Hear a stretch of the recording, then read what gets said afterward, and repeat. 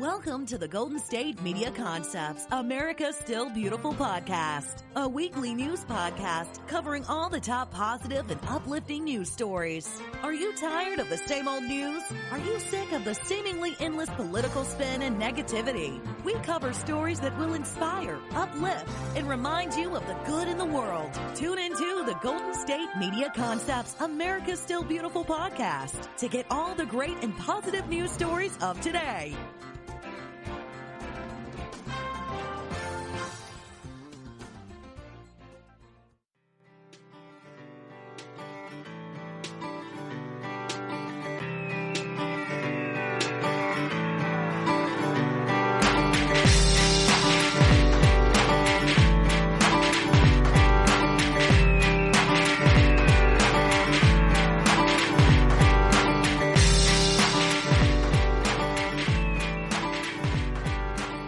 Welcome to GSMC, America's Still Beautiful podcast, brought to you by the GSMC Podcast Network. I am your host, Alyssa Jo. Hello, everybody. How is it going today? I hope you're having a wonderful day so far. Welcome back to another episode of All Feel Good Positive News. So today's episode, like always, I got a bunch of good stories for you. How can I not? It's all positive, good news. I got some things for you animal lovers out there, some things about some endangered species.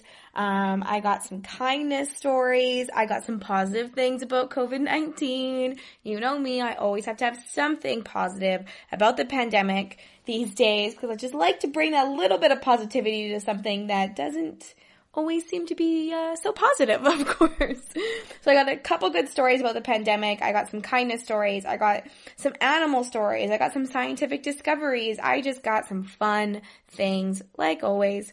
So I'm going to stop rambling on. I'm going to stop wasting your time, and I'm going to jump right into these feel-good, positive stories. So I hope these uplift your day. If you're having a bad day, I hope this is the turnaround point for you. If you're already having a good day, I hope this makes your day great, because it makes my day great. So here we go. Let's jump right into it. I am going to start off with some positive things about the pandemic, and this is a pretty cool story. So a school has employed a multiple robot cleaners to disinfect classrooms, just to try to make the COVID-19 safe for returning students and teachers. So it's a self-cleaning robot, literally, and it's been used in hospitals and airports before, but this is the first time that this technology has been used in a school. So when the school is empty, the machine can patrol the classrooms and corridors, and it's blasting out a powerful UVC ray, it's called, onto surfaces to break down the DNA structure of any virus. And the robot's headed into 3 Towers Alternative Provision Academy in Hindley, Wigan, Greater Manchester, just this past week, and spent 2 days blasting all the surfaces. So the co-inventor, his name is Gary Olin of Apollo Healthcare Technologies, and he says everything the light touches is sterilized. Pretty cool, right?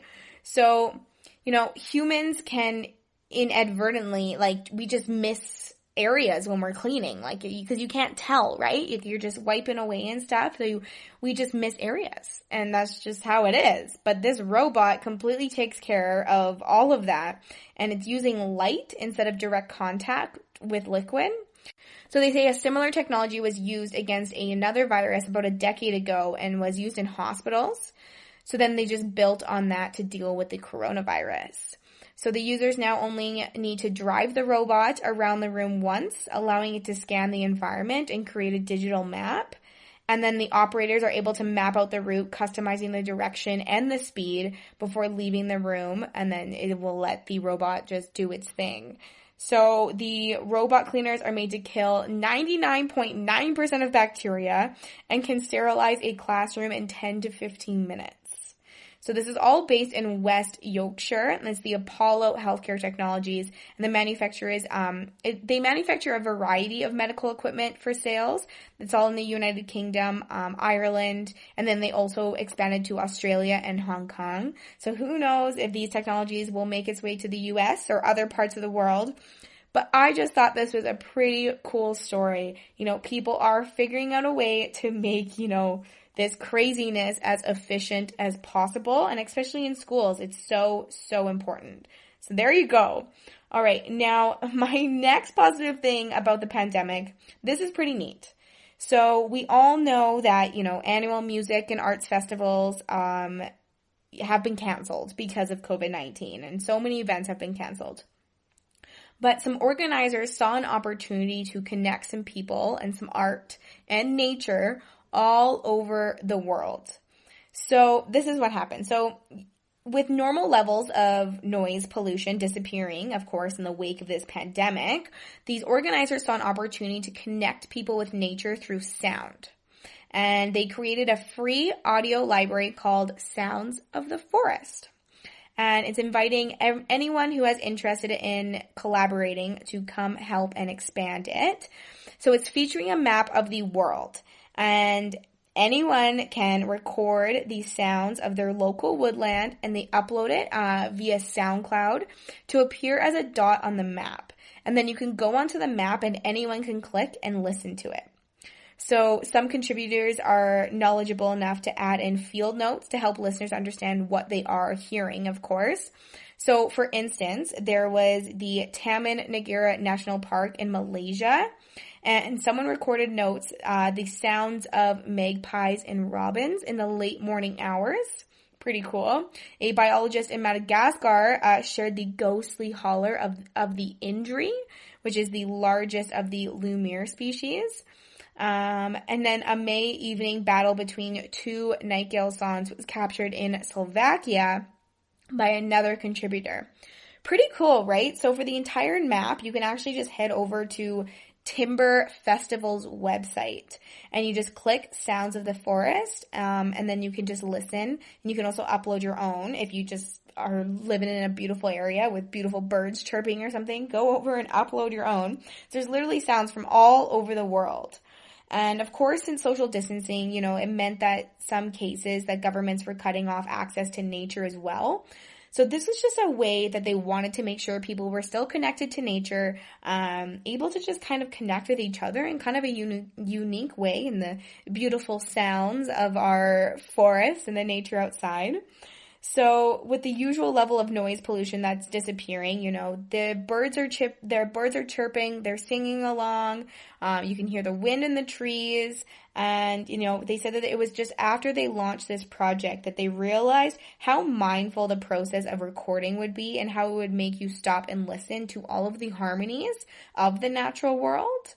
So this was kind of just their way to make sure everyone stays connected. So if you want to go record your own sounds from outdoors, wherever you are, all you have to do is head over to that website, the Timber Festival website, and you can upload your own or just find the map and listen to some of the beautiful sounds from all over our world. Now, my next story is about some brave hospital staff. They stayed behind in a hurricane to care for 19 babies that were in intensive care at the time. So we all know that newborns are very fragile to begin with, but, those whose first days that are really spent in the intensive care, obviously they're even more fragile. So Category 4 Hurricane Laura that threatened the city of Lake Charles in Louisiana, it was a mandatory evacuation that was ordered. But for 19 of the newest residents, so of these babies, leaving was pretty much impossible. They could not leave the hospital. So staff members at the Lake Charles Memorial Hospital, they stayed, and they said if the babies couldn't be evacuated safely, they remained behind with them until the danger had passed. So pretty cool, right? So with wind gusts, the wind gusts were up to 135 miles per hour. They were hammering the town. So Dr. Juan Bassano, along with a team of 14 nurses and 3 respiratory therapists, stayed behind in the NICU. They're caring for these babies that were in intensive care. So earlier in the day, the babies had been ferried from the single-story Lake Charles Memorial Hospital for Women to the hospital's sturdier 10-floor main building. And then some of the infants were on respirators or ventilators at this time. And then some were born premature, like as early as 23 weeks. So big deal. So Matt Felder, who is the Director of Communications for Lake Charles Memorial Health System, he said, we transferred 19 NICU babies from the faculty to our main campus in record time, and 19 babies across the city in under 2 hours. So doctors, hospital residents, members of the sheriff's department, and a host of others all pitched in to make sure that the babies and everything necessary for their care, including those respirators and the incubators, safely made that trip to the safer location. So by the time the worst of the storm hit, the staff and the babies were pretty much hunkered down in the hallways, as far away from the howling winds and whipping rain as they could get. So they all kind of went into the hallways. And during the night, I guess the air conditioning was knocked out and the hospital lost water surface. So throughout all of this, Dr. Bozzano kept anxious parents and the relatives updated via frequent posts to the Facebook page. So kept everyone updated through the whole thing. And then when the storm was over, all the little patients that were faring well, the babies were set to be transferred to other areas of the NICUs, where vital services had been interrupted by this hurricane. But everything turned out to be okay. I just thought that was such a very cool story that, everyone said, nope, we are staying in. We are taking care of these babies. We are not going anywhere. All right, well, it's time for a little bit of a break, so you don't go anywhere. I have lots more feel-good, positive stories to share with you when we get back. So stay tuned. I will be right back. The GSMC Life and Happiness podcast takes you on a journey of exploration. We'll discuss tried and true methods alongside the latest trends of how to best live your life to its fullest and happiest. From psychology to meditation, science to self-help books, the GSMC Life and Happiness podcast will help you to discover what makes you happy and how you can live life being the best you possible. Download the GSMC Life and Happiness podcast on iTunes, Stitcher, SoundCloud, Google Play, or anywhere you find podcasts. Just type GSMC in the search bar.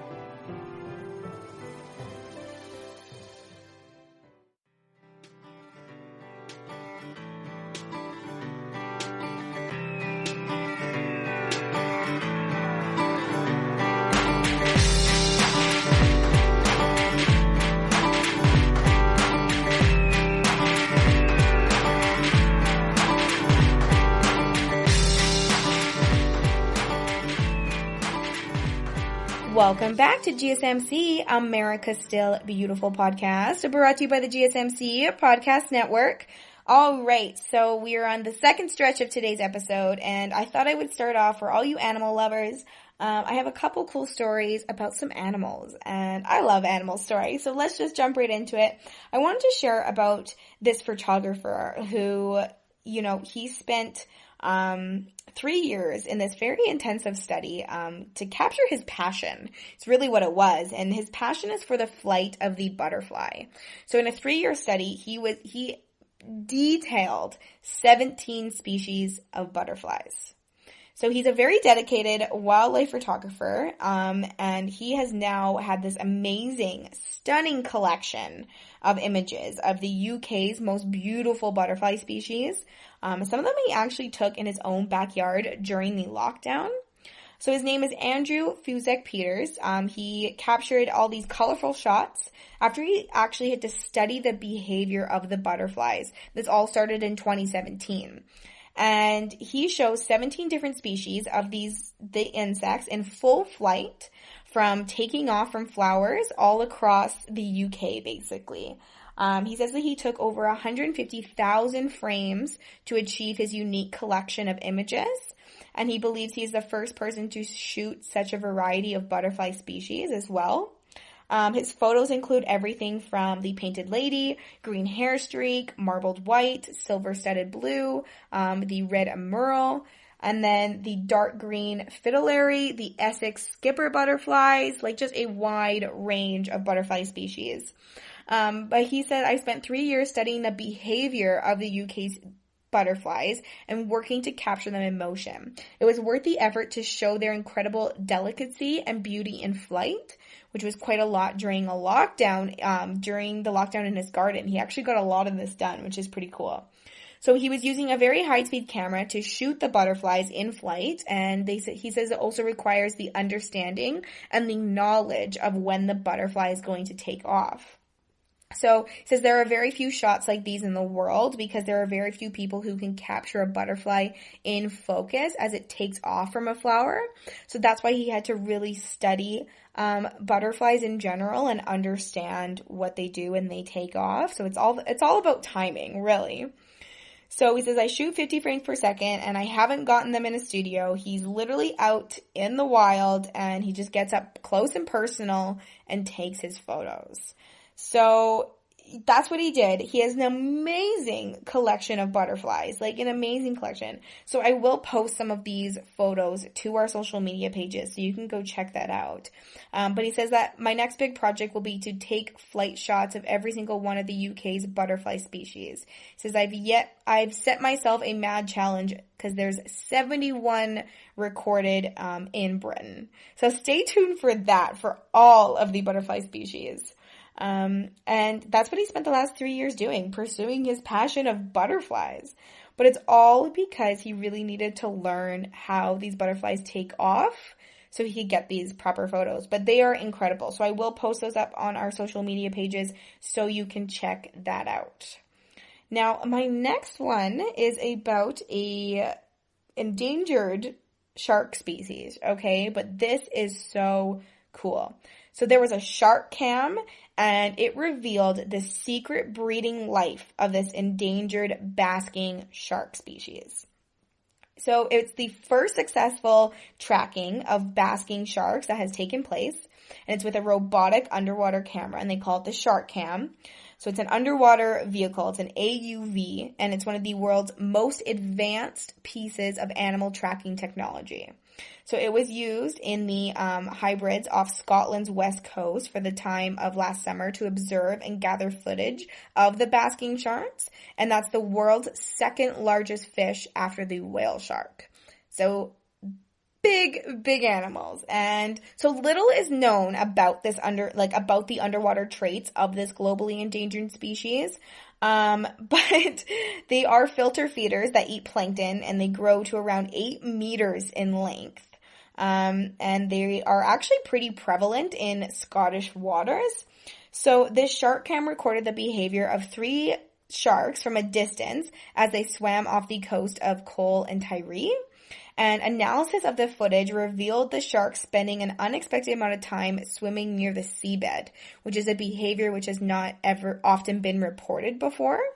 So the sharks were not seen to be feeding, which researchers believe adds weight to the theory that this species visits the Scottish waters not to feed, but to breed. So Dr. Suzanne Henderson, who is the Nature Scott Marine Ecosystem Manager, she says, while we weren't lucky enough to capture courtship or mating behavior on camera this time, this initiative study has shed more light on the lives of these spectacular giant fish. The fact that the sharks spent more time swimming just above the seabed than we previously thought, and with their mouths closed, is actually very interesting, particularly as the species is often seen as a pelagic or near-surface filter feeding shark. So it suggests we may have to rethink not only how many basking sharks are in Scottish waters, but why they are there, as it's likely not only the plankton that they come for. Dr. Lindsay Dodds, who is head of the marine policy at WWF UK, who also helped the support of this study, she says these missions have given us a wonderful new window into the mysterious underwater world of the huge fish, highlighting previously unseen behavior that's close to the seabed. And the more we know about basking sharks, the better that we can protect them. Another research engineer and SharkCam principal investigator, her name is Amy Kukale. She says every time we deploy our tags and SharkCam, not only do we observe something unexpected, but we collect valuable insights that enable us to keep improving this revolutionary technology. So longer tracks and a larger sample could uncover why these amazing animals are hugging the sea floor. There you have it, a very endangered shark species. There's hope. There's more information, and the more information they got, the better that they can protect them. All right, so my next story could directly affect you in the U.S. So basically what is happening, that they are updating flood maps on 14 million properties so that the U.S. homeowners can better prepare for the future. See why this could affect you? So there is a nonprofit organization called the First Street Foundation, and they are compiling an updated list of the flood insurance risks for millions more properties that are nationwide and publishing their findings online for all people to see. Because buying a home will be the most significant financial decision of most people's lives, and prospective buyers, deserve to understand the full cost of this investment that is so important.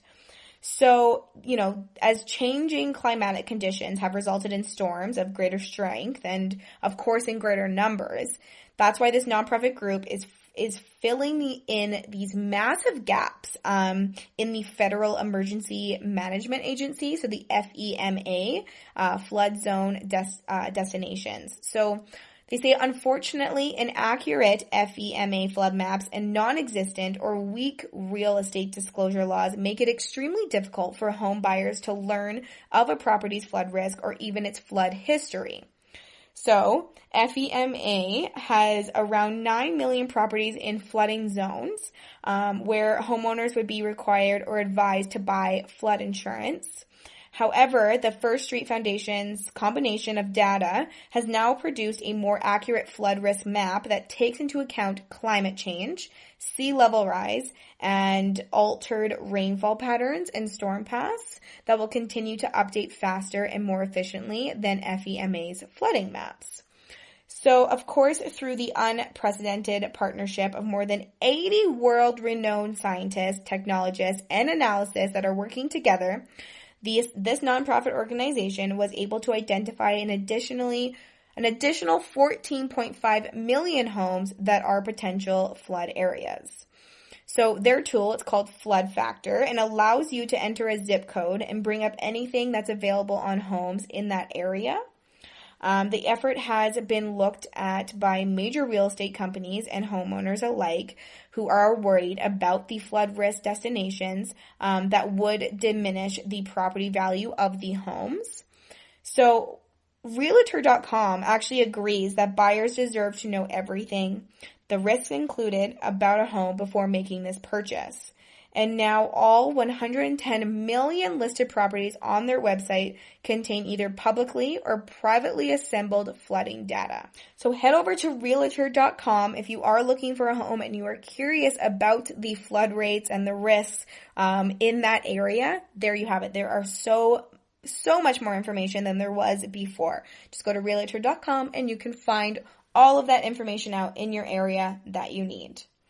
All right, well, it is time for another break, but do not go anywhere. When I get back, I have more feel-good, positive stories to share with you, so stay tuned. I will be back. Tired of searching the vast jungle of podcasts? Now listen close and hear this out. There's a podcast network that covers just about everything that you've been searching. Hey! The Golden State Media Concepts Podcast Network is here. Nothing less than a podcast bliss with endless hours of podcast coverage.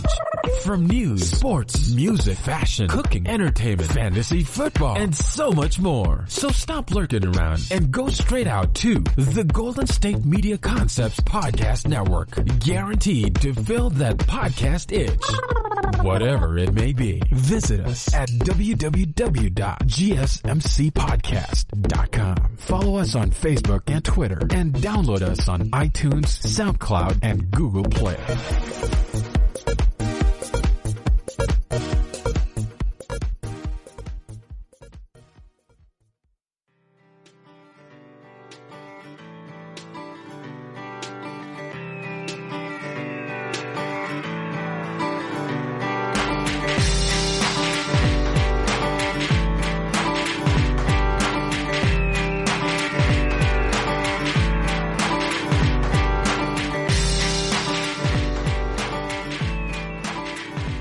Welcome back to GSMC, America's Still Beautiful podcast, brought to you by the GSMC Podcast Network. Okay, we are on the last stretch of today's episode. Let's jump right in so I can fill in as many feel-good, positive stories into the last haul of today's episode. So this next one I want to share with you is pretty cool. It's about this startup company who has been taking their successful model of a cleaning product vending machines. They're now moving it to New York City. So this vending machine refills cleaning products, and it's avoiding the single-use plastics, and it's also just saving people money as well. So buying by weight at a fixed price can help low-income consumers avoid the higher average cost of buying smaller versions of products when they have limited dollars.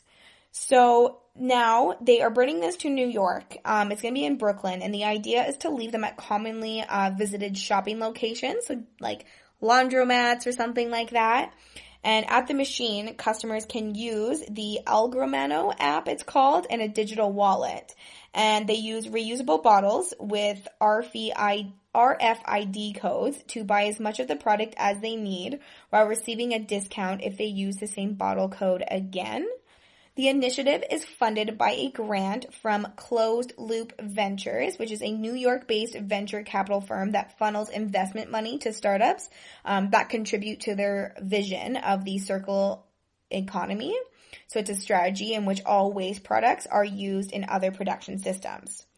So Algoramo's founder, which is the vending machine, his name is Jose Manuel Moller, and he launched the product in low-income grocery stores selling staples, just kind of like rice instead of cleaning supplies at first.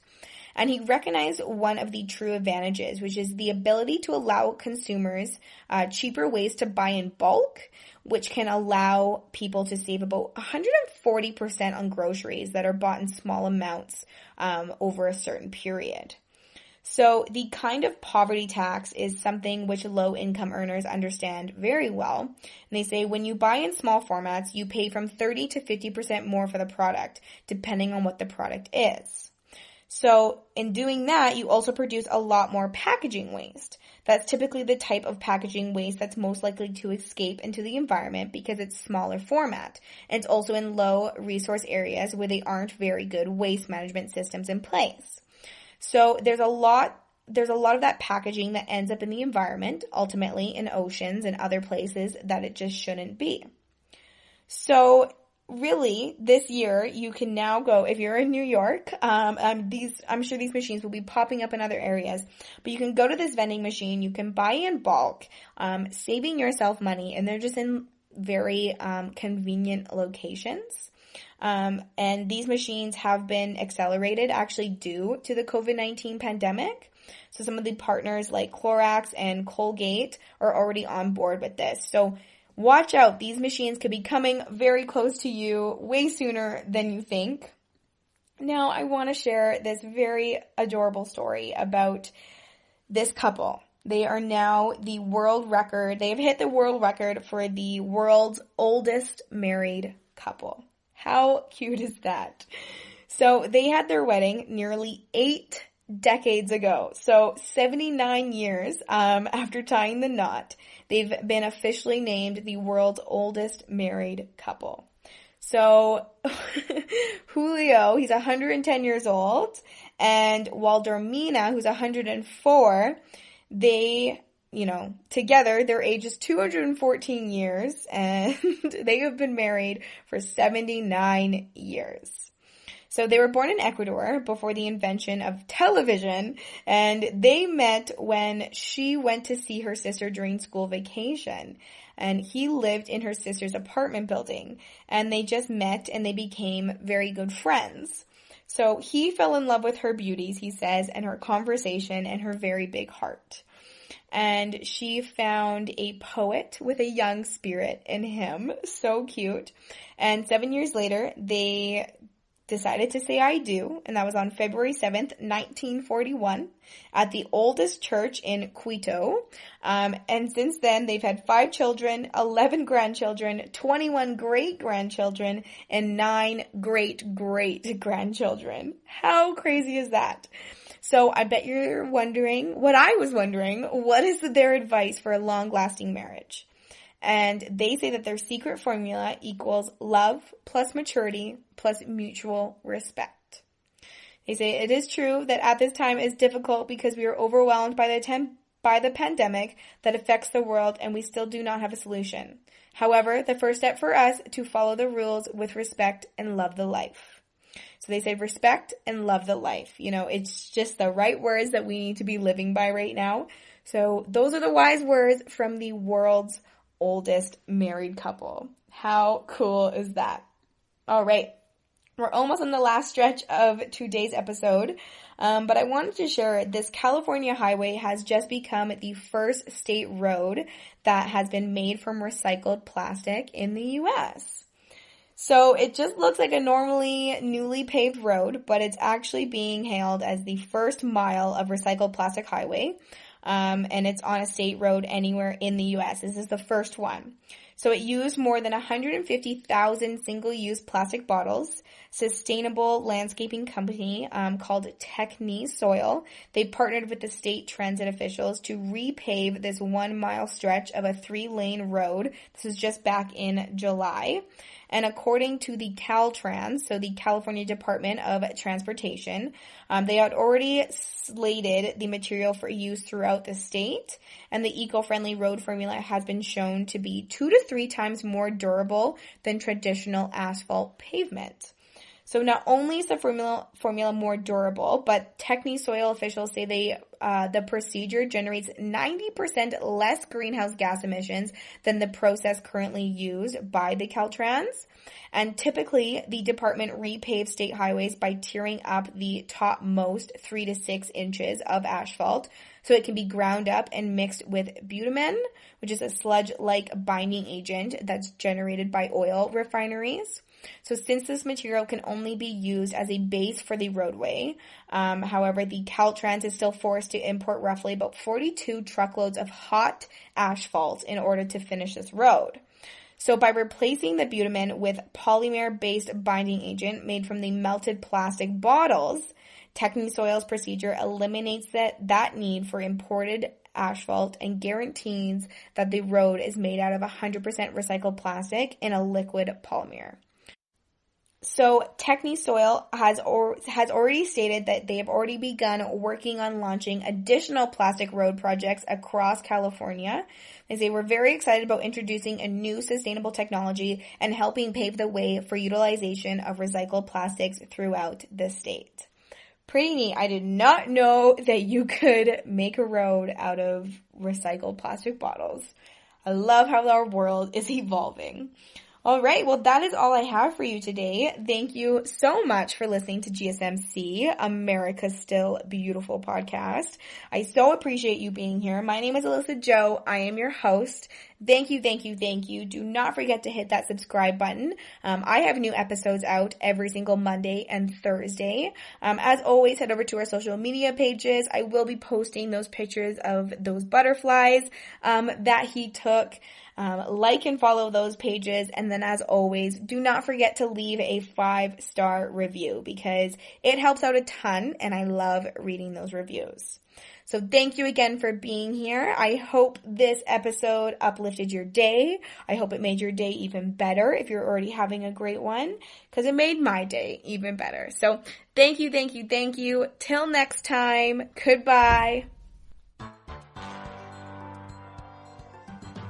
You've been listening to the Golden State Media Concepts, America's Still Beautiful podcast, part of the GSMC Podcast Network. You can find this show and others like it at www.gsmcpodcast.com. Download our podcasts on iTunes, Stitcher, SoundCloud, Google Play, or anywhere you find podcasts. Just type in GSMC to find all of our shows from the GSMC Podcast Network, from social media news to marketing news and even weird news. The GSMC Podcast Network has you covered. You can also follow us on Twitter and Facebook. Thank you, and we hope you have enjoyed today's episode of the Golden State Media Concepts, America's Still Beautiful podcast.